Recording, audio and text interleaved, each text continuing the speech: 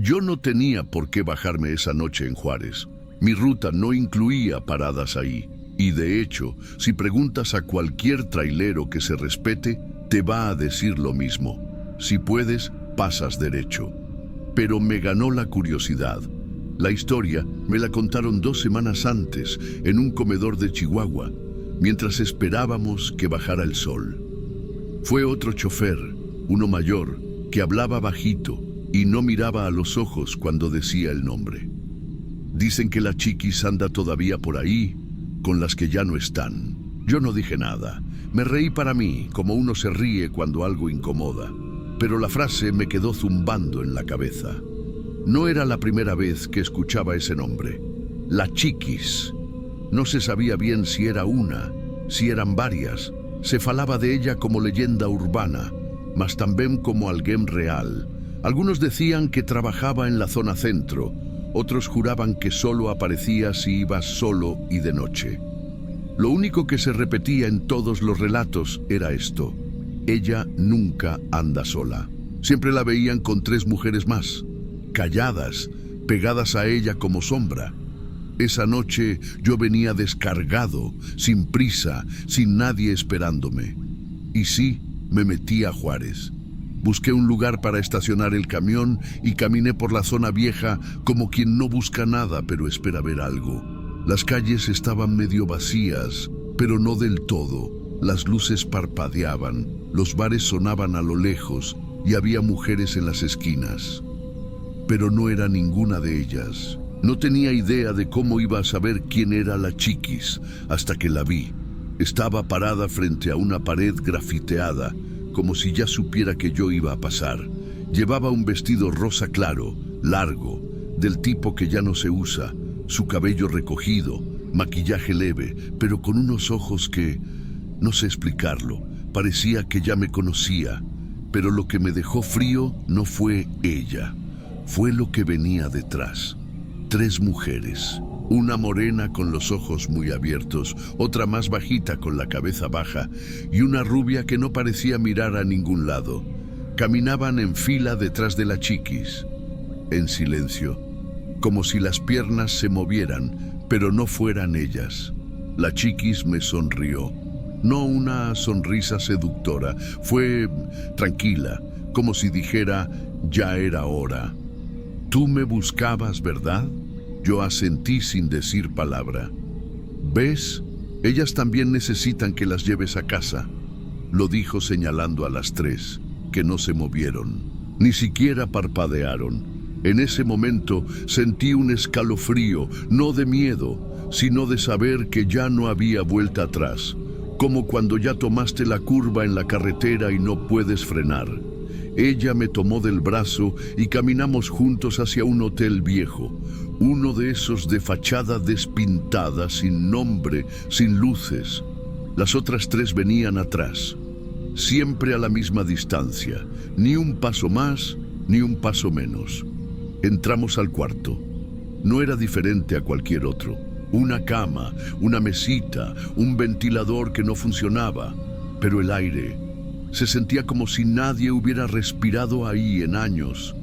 La Chiquis me pidió que me sentara. No va a ser como piensas, dijo. No todas vienen por lo mismo. Y entonces las otras 3 entraron. No hicieron ruido, ni un solo paso se escuchó. Se quedaron en pie, mirando hacia la pared. Ninguna me miró. La Chiquis se sentó a mi lado. Su voz era suave, pero con un fondo duro, como si cada palabra llevara años guardada. Hay hombres que vienen a buscar algo, otros a olvidar, pero todos se llevan algo de ellas. Yo no sabía qué decir. El ambiente era tan espeso que hasta tragar saliva se sentía mal. Quise preguntarle si ellas estaban, si eran, pero no pude. No comas nada, dijo. Ellas no comen. No, desde hace mucho. Las 3 seguían ahí, en silencio. Una tenía los brazos colgando como si no tuviera fuerza. La otra apretaba una foto contra el pecho. La rubia tenía marcas en el cuello. Yo ya no sabía si estaba soñando. Lo que va a pasar, dijo la Chiquis, es que vas a llevarlas un tramo, nada más. A veces eso basta. Se acercó y me tocó la cara. Estaba fría, no helada. fría como agua de río. ¿Y tú? ¿Por qué viniste? Yo no supe qué responder.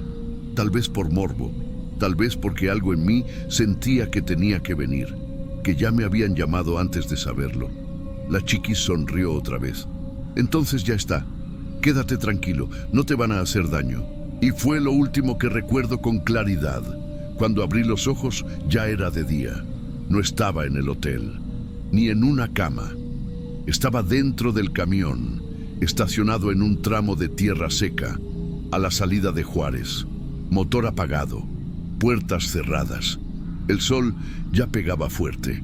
Me senté rápido, aturdido, tratando de entender si había soñado todo. La cabeza me latía como si no hubiera dormido en días, pero no sentía el cuerpo pesado. Todo lo contrario, como si algo me hubiera vaciado por dentro. Y entonces las vi. 3 fotos tiradas en el asiento del copiloto. Las levanté con cuidado. Eran viejas, con los bordes desgastados y el color amarillento. Parecían sacadas de un archivo policial. En una de ellas, la mujer tenía la misma cara que la morena que vi de pie en el cuarto. En otra, la más bajita. En la tercera, la rubia. Las 3. En el reverso de una, con tinta azul deslavada, decía: «Gracias por llevarnos un tramo. Chiquis». Me quedé helado. No había marcas en el camión, ni rastros de nadie más. Revisé debajo del banco, en la litera, hasta en la guantera. Todo estaba en orden. Pero esas fotos no estaban ahí la noche anterior. Y yo no las había soñado. Encendí el camión con manos temblorosas. Empecé a manejar en silencio, con la garganta apretada. No sabía si estaba enfermo, si me habían drogado, si había imaginado todo. Pero cada vez que miraba de reojo al asiento del copiloto, me parecía ver sombras moviéndose. No figuras, no cuerpos, sombras, como un recuerdo pegado al vidrio. Me tomó días contarle esto a alguien, semanas en realidad. Volví a pasar por Juárez después, pero nunca más me detuve, ni en gasolineras, ni en tiendas, nada. Pregunté a un conocido de la policía, uno que había trabajado en la Fiscalía de Desaparecidos. Le enseñé las fotos, sin explicar mucho. Se las llevó, las escaneó y me llamó al día siguiente con la voz seca. Las 3 están registradas como desaparecidas desde los 90. Las 3 en Juárez. Una de ellas fue encontrada años después, pero sin identificación completa. Le pregunté cuál de las 3. Me dijo que la de la foto con marcas en el cuello. Era ella, la rubia que me miró sin mirar. No me dijo más. Colgó. Desde entonces empecé a notar cosas raras, no grandes, no obvias, pero estaban ahí. Una noche, estacionado en Durango, me desperté al sentir que alguien había cerrado la puerta del copiloto. No había nadie, claro, pero la manija estaba abajo. En otra ocasión recogí un café en un puesto y la señora me dijo como si nada: ¿y sus amigas no van a querer algo? Yo estaba solo y nunca más vi a la Chiquis. Pero a veces, cuando el retrovisor refleja algo más que la carretera, me parece verla de nuevo, parada, mirando, con las otras detrás. No es miedo lo que siento, es otra cosa, como si llevara conmigo algo que no me pertenece, como si cada vez que vuelvo a pasar por un lugar, alguien más estuviera regresando también.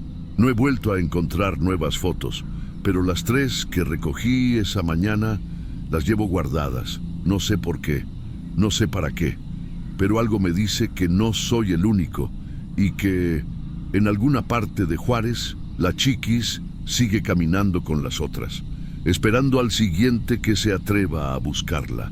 ¿Te atreverías a buscarla tú también? Si alguna vez pasas por Juárez y ves a una mujer con 3 más detrás, no sigas caminando. Suscríbete a Cuentos Sombrios para escuchar los relatos que nadie se atreve a contar en voz alta. Historias reales, testimonios que incomodan y sombras que no se van cuando amanece.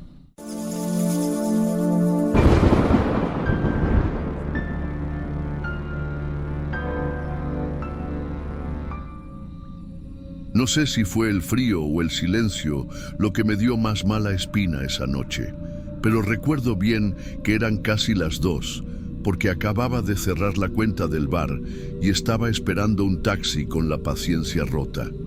Fue entonces que las vi. 3 chicas paradas en la esquina de la calle de tierra, justo donde empieza el baldío. Llevaban minifaldas, tacones, los labios muy rojos como una especie de uniforme. Pero no era eso lo raro. Lo raro era... no sé cómo decirlo sin que suene mal. Eran chicas jóvenes, sí, pero había algo que no encajaba, como si fueran demasiado jóvenes, aunque maquilladas para parecer otra cosa. Algo en la forma de pararse, en cómo se miraban entre ellas. Parecían hermanas. Y no me refiero solo a lo físico. No estaban coqueteando. No se movían como las otras que suelen pararse por ahí. Estaban esperando, pero no mostraban ansiedad. De hecho, parecían estar más atentas a lo que pasaba detrás de ellas que a los coches que venían de frente. Yo no me acerqué, pero el tipo del gol rojo sí. Lo había visto en el bar. Se tomó una botella entera de cachaza solo. Salió tambaleando, hablando alto, con esa mezcla de risa de macho y amenaza que uno ya conoce. Se paró frente a ellas con el auto encendido, bajó la ventana y les gritó algo. Ellas no se movieron. Ahí fue cuando bajó. Caminó hacia ellas, muy decidido. No supe si iba a ofrecerles dinero o a empujarlas directo al coche, pero no me dio buena espina. Me acerqué un poco. No por valiente, sino por curioso, lo admito. Me quedé detrás de un poste, mirando sin que me vieran. Él empezó a hablar fuerte. Se notaba molesto porque no le respondían. Una de ellas, la más bajita, le dijo algo muy bajito, y él cambió el tono. No se calmó, al contrario, dio un paso más cerca, la tomó del brazo. Yo vi cómo lo hizo, con fuerza, y ahí las otras 2 se movieron, no rápido pero firme. Una le quitó la mano, la otra le dijo algo que no escuché. Él se rió, una risa fea, y entonces pasó lo que me dejó helado. Las 3 se dieron la vuelta al mismo tiempo, como si lo hubieran ensayado. Empezaron a caminar hacia el baldío, y él las siguió, como un tonto, como un perro siguiendo una correa invisible. Ni protestó, solo fue tras ellas, tambaleando. Desaparecieron detrás de los yuyos altos. Ahí hay una casa vieja, abandonada, medio caída. Todos en el barrio saben que no hay nada útil ahí, solo ratas, techo roto y paredes llenas de grafitis. Me quedé esperando que volvieran, uno, otro, lo que sea, pero nada. Pasaron 5 minutos, 10, 15, y el gol rojo seguía ahí, con el motor encendido, la puerta del conductor abierta. Pensé en irme, pero algo no me dejaba, así que me acerqué un poco. Apagué el coche. Estaba vacío. El asiento tenía la botella vacía tirada y un trapo sucio. El celular del tipo estaba en el asiento de atrás. No había señal de pelea, ni sangre, ni nada así. Solo ausencia. Eso fue todo por esa noche. Me fui a casa caminando con esa sensación fea pegada al cuerpo. No dormí bien, y cuando me desperté al día siguiente, lo primero que hice fue volver, y ahí estaba el coche. O mejor dicho, lo que quedaba del coche. No era el mismo coche. Quiero decir, sí, era el Gol rojo, mismo modelo, misma placa, pero estaba calcinado. Solo quedaba la carcasa, negro por fuera, con el techo hundido y las llantas reventadas. Nadie en el barrio oyó una explosión, nadie vio fuego. Y eso que la calle es angosta y el baldío está justo al lado de unas casas. Llamaron a la policía, claro. Vinieron, tomaron fotos, pusieron cinta amarilla, dijeron que no había señales de violencia, ni restos humanos, ni sangre, que probablemente fue vandalismo. Pero todos sabíamos que ese auto estaba entero unas horas antes. Lo más raro no fue el coche, fue lo que encontraron en el capó. 3 marcas de mano, pequeñas, como de niñas, quemadas en la pintura, no pintadas encima, no, quemadas.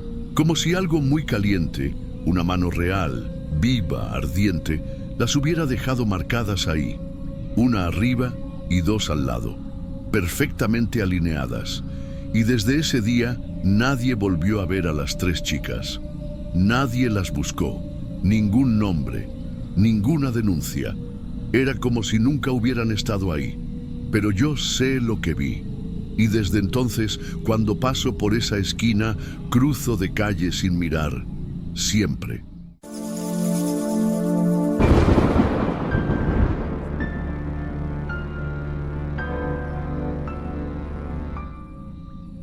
La primera vez que escuché hablar de ella fue en un bar, de esos tranquilos donde los hombres van a tomar algo después del trabajo. Nada de música alta ni fiesta. Un tipo en la mesa de al lado estaba discando un número desde su celular y repitiendo: solo casados, ella no recibe a solteros. Yo fingía que no estaba prestando atención, pero sí, porque el tipo hablaba bajito, como con respeto. No como cuando cuentan una aventura, ¿me entiendes? Era más como si hablara de alguien peligrosa, pero irresistible. A la semana siguiente, ese mismo hombre dejó de ir al bar. Yo soy contador, 44 años, casado desde los 26. No soy ningún santo, tampoco un desastre, pero no sé qué me picó. La curiosidad fue más fuerte. Me acordé del nombre que el tipo había susurrado antes de salir aquella noche. Eva. Así, directo. Si preguntas por Eva, sabrán. Pregunté. No fue fácil. Algunos se reían, otros se hacían los que no sabían. Pero uno, un viejo que jugaba dominó en la parte de atrás, me miró fijo y me dijo: si vas, no vuelves igual. Ella no rompe hogares, los entierra. Eso me debería haber detenido, pero no lo hizo. Una noche, inventé que iba a quedarme trabajando hasta tarde y tomé un taxi hasta la dirección que me pasaron. Era un edificio antiguo, sin portero. La puerta del apartamento ya estaba entreabierta cuando llegué. No toqué, solo empujé. Ella estaba sentada en una silla baja, leyendo. No se levantó. Solo levantó la vista y me dijo mi nombre antes de que yo siquiera hablara. Julián. Era más grande que en mi imaginación. No de edad, de presencia. No era exuberante ni exagerada, pero tenía algo, una calma extraña, como si supiera cosas, como si ya supiera lo que iba a pasar entre nosotros. Esa noche no pasó nada físico, por cierto. Lo que ella hizo fue peor. Me escuchó, escuchar, de verdad, como si cada cosa que yo decía le sirviera para algo. Me miraba a los ojos, no a la boca, y a veces, antes de que yo terminara una frase, ya sabía lo que venía. Era inquietante. Yo regresé, 2 días después, luego otra vez, y así, sin darme cuenta, ya no pensaba en otra cosa. No por deseo, por inquietud, porque ella sabía cosas que yo no le había dicho. Por ejemplo, que mi mujer tenía problemas de ansiedad, que yo había pensado en separarme, pero nunca me atreví, que me sentía invisible. Una vez le pregunté cómo sabía todo eso. Ella respondió: lo traes encima como el anillo. Ahí fue la primera vez que se fijó en mi alianza. Tomó mi mano y la giró suavemente. Dijo que le gustaban los hombres casados porque venían con historia, y que las historias la ayudaban a dormir. Después de eso, empecé a tener sueños raros.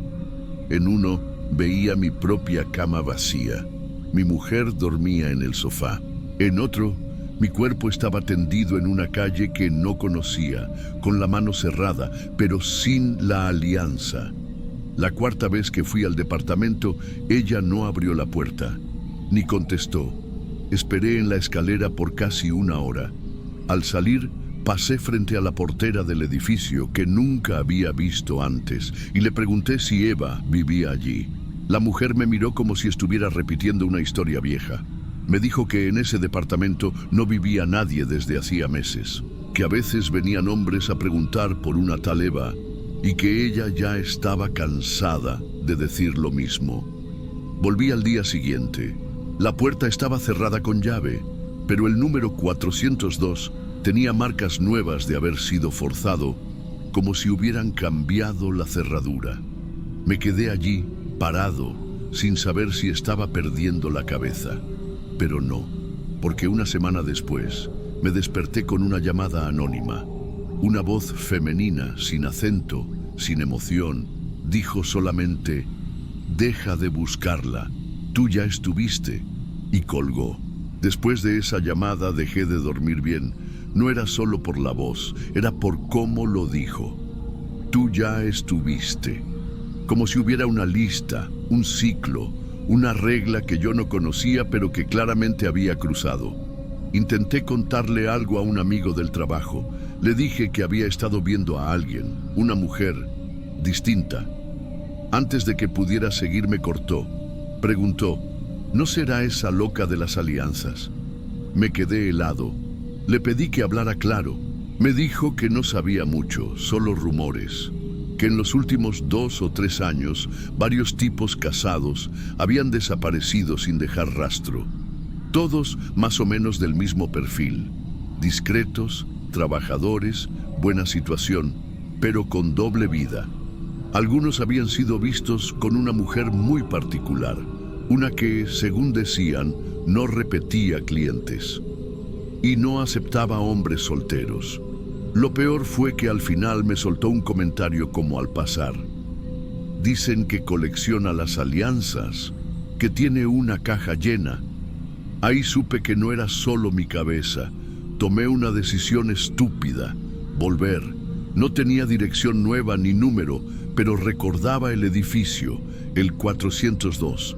Llegué al final de la tarde, con el sol ya bajando. Llevaba el corazón en la garganta, pero una parte de mí no podía parar. El portón estaba cerrado. Toqué, esperé, nadie. Pero justo cuando me iba a ir, un vecino salió con bolsas de mercado. Le sostuve la puerta y subí sin que me preguntara nada. Cuando llegué al 4º piso, el pasillo estaba oscuro. Las luces del techo parpadeaban. Me acerqué a la puerta del 402. Esta vez estaba entreabierta. No empujé de inmediato. Respiré hondo y entré. El lugar estaba casi igual. Muebles mínimos, paredes limpias, ni una foto, ni un ruido. Pero había algo nuevo. Una vitrina cerrada con llave, pequeña, de esas como para guardar relojes o joyas.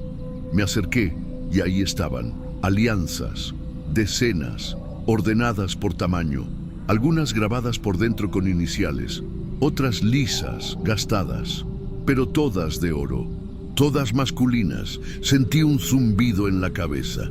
No estaba seguro si era del miedo o del silencio absoluto del lugar. Y entonces vi la mía. Estaba ahí, con mis iniciales y las de mi esposa, el grabado por dentro que decía A&B siempre, no sé cómo. No me la había quitado nunca. Bajé la mirada. Mi dedo estaba vacío. Eso me quebró. No puedo explicarlo. Salí corriendo. Bajé las escaleras casi cayéndome. No vi a nadie en el camino. Cuando llegué a la calle, me temblaban las manos. Toqué el bolsillo del pantalón. La alianza estaba ahí, fría, pesada, como si me la hubieran devuelto, pero no por compasión, sino porque ya no servía. Nunca más volví.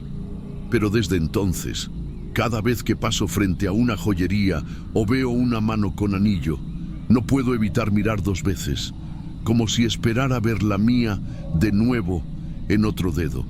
Y lo peor es que algunas noches todavía sueño con ella, sentada, esperando, con esa mirada como si ya supiera todo, como si supiera que algún día yo iba a volver. Y esta vez, sin alianza. Si llegaste hasta aquí, entonces dinos algo. ¿Crees que era una mujer más o alguien que sabía exactamente a quién debía elegir? Deja tu teoría en los comentarios, pero hazlo antes de que sea tu anillo el que aparezca en esa vitrina. Y si te gustan los relatos que te dejan con esa sensación incómoda de que podría pasarte a ti, suscríbete al canal y activa la campana, porque lo que viene es más oscuro todavía.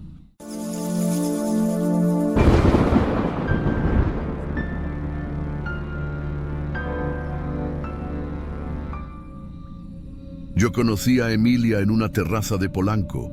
No fue una casualidad, claro. Nada con ella era casualidad. No me costó más de 5 minutos notar que no era como las demás. No se ofrecía, no miraba a todos, no sonreía si no quería. Estaba sentada sola, con un vestido largo de tirantes, tomando algo que ni sé qué era, e ignorando el ruido a su alrededor como si el mundo no le importara. Nos cruzamos 2 o 3 miradas. La tercera vez fui yo quien se acercó. Y desde ahí empezó todo. No fue la típica noche de hotel, no conmigo. Yo tenía dinero, demasiado quizá, pero no era idiota, o eso pensaba. No la llevé a cualquier lugar. Reservé un penthouse en la Roma, terraza privada, vino caro. Ella pareció notar, o mejor dicho, fingir que no le importaba. Esa era su forma de seducir. Emilia no buscaba complacer. Ella era la que decidía si valías la pena. Me hizo preguntas, muchas, pero no de esas tontas. Me preguntó si tenía miedo a dormir solo, si prefería la noche o la madrugada, si alguna vez había querido desaparecer. En algún punto, yo ya estaba contándole cosas que no suelo decirle ni a mis amigos más cercanos. Era buena, no en la cama, aunque también, sino en leer a la gente. Eso me enganchó. Nos vimos más veces, siempre yo pagando, claro, pero ella nunca hablaba de dinero, no pedía, no hacía cuentas. De hecho, cuando le ofrecí regalarle algo, una bolsa, un viaje, un teléfono, me dijo que no, que ya no le interesaba ese tipo de regalo, que estaba por salirse de todo eso. Estoy armando algo mío, un lugar, me dijo una noche, fumando de espaldas a mí, en el balcón. Yo pregunté qué tipo de lugar. Pensé que hablaba de abrir un negocio, o algo así. Un apartamento. Para dejar esto, para empezar otra cosa. Nada grande, solo mío. Le creí. Con el tiempo, las cosas cambiaron. No lo suficiente como para que yo dejara todo por ella, pero sí como para sentirme diferente cuando estábamos juntos. Una vez, ya en confianza, me mostró fotos del apartamento. Un lugar vacío, paredes blancas, piso de madera clara. Dijo que estaba amueblándolo poco a poco. Me mostró una lámpara vieja que había comprado en la Lagunilla y me dijo que cada cosa del lugar tenía que tener historia. Fue en esa noche que me atreví a ofrecerle ayuda. Le pregunté si necesitaba algo, no con lástima. Era más como un impulso. Quería estar en su vida de otro modo, sentirme parte de eso nuevo que quería construir. Ella dudó. Luego me dijo que le faltaba un sofá. Me pasó el modelo que le gustaba y me pidió que no dijera nada, que no lo tomara como un favor, solo que lo hiciera si de verdad quería, que no iba a pedirme más. Lo hice, obvio. Hasta me sentí bien haciéndolo. Pasaron unas semanas y nos seguimos viendo. Yo tenía la sensación de que ya no estaba viendo a una prostituta. Emilia me escribía por las tardes, me mandaba fotos del avance del departamento. Un día me mandó una imagen de un cuadro abstracto diciendo: creo que por fin encontré el color del lugar. Otro día fue una cafetera italiana. Para cuando vengas a tomar café conmigo. Yo comencé a pensar en eso, en visitarla ahí, sin pagar, como si de verdad fuéramos algo, hasta que lo hice. No le avisé. Estaba por esa zona y decidí pasar. Le había sacado la dirección semanas atrás, durante una conversación tonta sobre mudanzas. No pensé que fuera a molestarle si me acercaba, pero sí molestó, porque lo que vi no era lo que yo esperaba. Golpeé la puerta, sin flores ni drama, solo quería verla, nada, pero no contestó. Esperé un rato, hasta que una señora del piso de abajo me preguntó a quién buscaba. Le dije el número del departamento y me dijo que ella tenía las llaves, porque la señorita se las había dejado por si venía alguien del aire acondicionado. Le pregunté si podía dejarme entrar. La señora dudó, pero aceptó. Le dije que yo había ayudado con el lugar, y cuando entré lo supe de inmediato. Algo estaba mal. Era el mismo lugar de las fotos. Las paredes blancas, el piso de madera clara, la lámpara de la lagunilla estaba en una esquina, encendida. Todo parecía familiar, pero no era solo eso. El sillón que yo había comprado estaba ahí, pero también había otro, uno diferente, de cuero oscuro, más caro que el mío, y una mesa que no recordaba, con sillas distintas. Una cafetera industrial, no la italiana. En la cocina, copas de vino, 6, todas diferentes. Había demasiadas cosas, como si el lugar no perteneciera a una persona sola, sino a varias al mismo tiempo. Entré despacio. El aire olía a perfume fuerte, de esos dulces que se quedan pegados a la ropa. Vi un abrigo masculino colgado en la puerta del baño, caro, de diseñador. Luego, en la habitación, noté una caja de reloj abierta sobre la cómoda. El reloj ya no estaba, pero lo que de verdad me quebró fue una foto. Estaba enmarcada. Mostraba a Emilia sentada en ese mismo sofá mío, sonriendo, con una copa de vino, y a su lado un hombre, otro, no yo. La sonrisa de ella era idéntica a la que me había dado a mí, la noche en que le entregué el recibo del sillón. No me quedé mucho más. Cerré la puerta y bajé en silencio, sin decirle nada a la señora. No le escribí a Emilia, no le dije que estuve ahí, no le reclamé, solo dejé de buscarla. Durante semanas pensé que todo había sido un juego, que me lo merecía por creer en algo más. Intenté dejarlo pasar. Me distraje con otras cosas, otros lugares, otras personas, pero la curiosidad no se iba. Hasta que un día, mientras hablaba con un conocido que también frecuentaba los mismos bares que yo, salió su nombre. Le mencioné a Emilia sin dar detalles. Él se rió. «¿La del departamento?», me preguntó. «Esa mujer es una genia. Le sacó un sillón a un cuate mío en Monterrey. Y según me contaron, tenía algo parecido en Guadalajara. Mismo cuento, misma historia». Me quedé helado. No dije nada más. Un par de meses después, vi una noticia en redes. No era nota roja, era de esas que se pierden entre otras. Hombre de negocios hallado sin vida en su departamento. Se investigan las causas. Reconocí su cara de inmediato. Era el hombre de la foto, el que estaba al lado de Emilia en mi sofá.